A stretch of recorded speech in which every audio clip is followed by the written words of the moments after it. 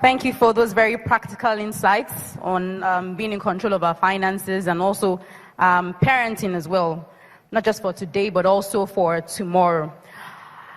Here at the platform, we've had clergy, politicians, technocrats, and academics, but we've never had royalty.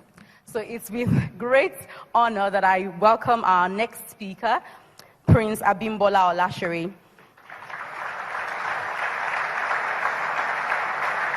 He's an engineering graduate of the University of Hull, UK, and a fellow of the Institute of Chartered Accountants, Nigeria. He also holds an MBA from IESE Business School, Barcelona, Spain. He's a seasoned investment banker who over the years has acquired in-depth knowledge and vast experience in the capital market, as well as financial advisory services in public and private sectors. Mr. Olasere began his career with Deloitte, Adetton and Isichei & Co. in 1987, where he became a qualified chartered accountant in 1990. Then he moved into industry, joining Lead Bank PLC in 1991. He progressed rapidly, becoming the substantive CEO barely 10 years after in January 2000. In April 2006, Mr. Olasere joined Ecobank Transnational Group as Executive Director, Wholesale Banking Group. A year later, he became the CEO of Lead Capital PLC and was involved in promoting the firm into a full-fledged investment banking outfit with subsidiaries in stockbroking, asset management, and advisory services with branches across Nigeria. Since December 2015, he has served as CEO of Lead Advisory Partners, which provides specialized consulting services to entrepreneurs seeking to grow their businesses. Prince Olasere is the chairman, board of governance, Olasere International School. Let us welcome him as he speaks on maximizing the possibilities in this economic climate.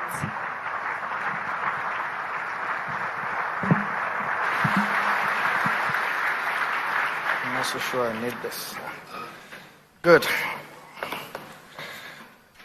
Good morning and happy Workers' Day. First of all, I must thank Pastor Koju and the Covenant Christian Center for a kind invitation to speak on maximizing the opportunities. The letter said in the new economic climate, but I'm going to tweak it a bit. I'll call it the unfolding economic climate. Because sometimes when we say things are new in Nigeria, we realize it's more of the same. So it's a question of what is actually unfolding. And the key target is going to be about the young entrepreneurs. What do they need to know? So I'll be talking really around that topic. And in terms of structure, I'll try and look at the economic climate. Then I'll try and look at what exactly do the entrepreneurs need to know, and especially their role. And we'll address this issue of entrepreneurship. The question is, can everybody be an entrepreneur? So I'll spend some time talking about employability. Then in particular, it's all about the enabling environment. So we can't run away from looking at the environment that we're in and how can this environment actually support entrepreneurship. There's a saying by a very good entrepreneur that is really well known, Richard Branson.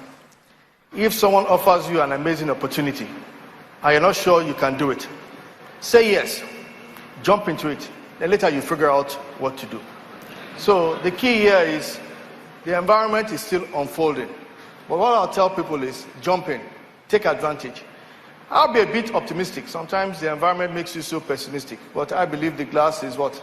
Is half full. So all I have to do is put in my effort and I will get there. And in particular, we have a country with a growing number of young people, which has its own problem in that a country with a very young demographic is throwing up problems for the future if you don't create jobs and if there are no opportunities for them. Then in particular, 2016 was the year of the so-called negative growth, recession. So therefore, you had decreasing opportunities.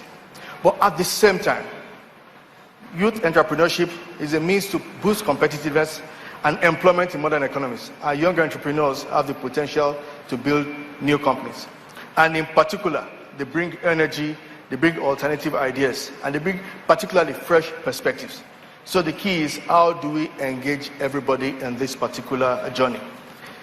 In this environment, there are two aspects we must look at it. We have an entrepreneurial environment. Everybody says Nigerians are so entrepreneurial. Everybody is hustling. And I like that word. What is your hustle? Everybody seems to be hustling. But there are serious challenges.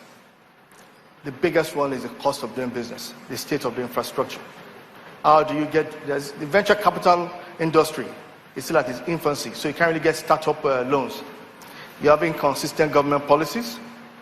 The incentives, even if you start a business, this year there are incentives, the following year it is removed. How do you cope with it? Multiple taxation.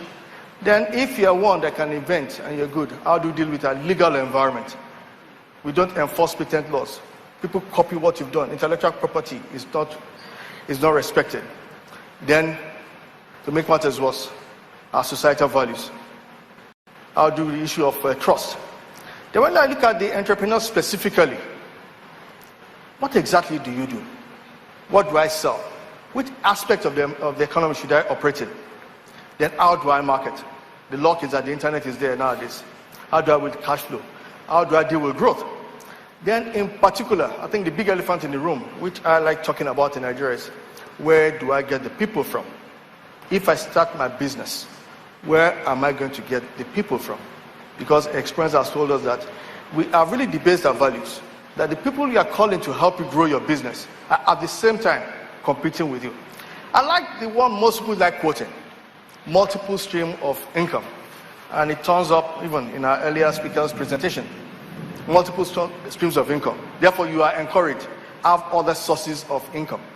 Now, what I've seen that has happened is that you are already in employment. And because you need to have multiple sources of income, you are doing what? You are doing another business while you are working with somebody else. Now, the problem with that is that most likely what you are doing, this your hustle is what? Highly what? Subsidized.